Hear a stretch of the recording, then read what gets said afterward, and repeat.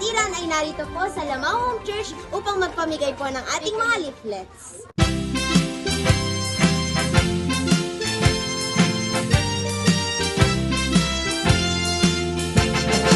Walking with Jesus, walking every day, walking all the way, walking with Jesus, walking with Jesus today.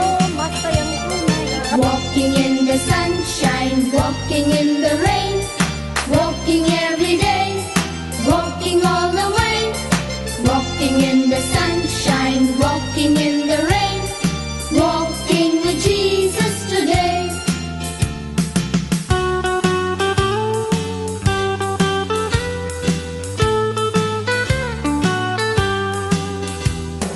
Praying with Jesus, praying every day, praying all the way, praying with Jesus, praying with Jesus today.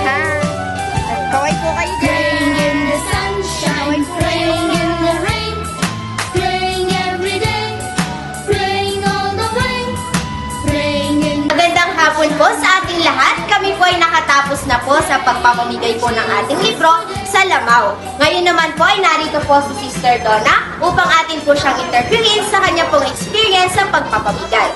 Sister Donna, kamusta naman po ang experience niyo sa pagpapamigay po ng libro? Nakakatuwa kasi kahit na ganito yung panahon, mainit, alam mo yung katuwaan ng bawat isa para makapagpapagi ng magandang balita. Sa pamamagitan ng ating pamimigay niyan, marami ang mapapabutan nito at maaari hindi natin akalain sila ay makasama din natin sa paglilingkod. Kaya, lubos na nakakatuwa, Sister Grace. Salamat. Maraming salamat po, Sister Donna. Mula naman po sa ating pong kabataan, narito po si Brother Keisher at atin naman pong tatanungin ang kanya pong experience. Brother Keisher, ano naman ang iyong experience? Masaya dahil kasama ang mga ka-churchmate at masaya dahil nabibigyan natin ng aral ang mga taong nabigyan ng libro.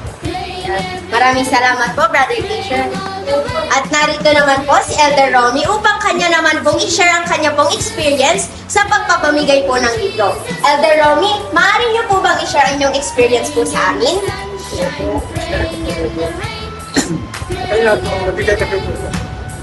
Nabigay kami doon. Kaya ang nangyari, may taong nagbigyan namin.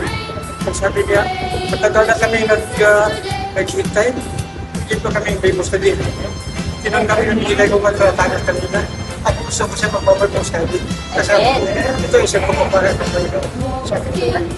Amen. Maraming salamat po, Elder Romy, at meron po tayong isang natunghayan na napakaganda pong experience. Sister Dita, ano naman po ang inyong experience?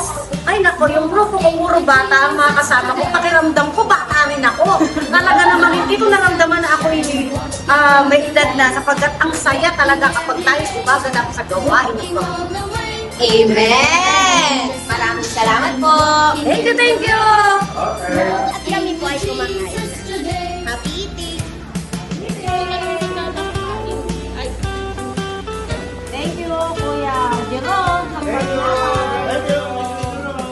Praying with Jesus, praying every day, praying all the way. At dito po nagtatapos ang mga kaganapan sa pagpapamigay po ng libro. At tunay nga po mga kapatid na masaya po kapag tayo po ay nagsama-sama magkakapamilya na naglilingkod at nagpupuri po sa ating Panginoon. Maraming salamat po. God bless us all.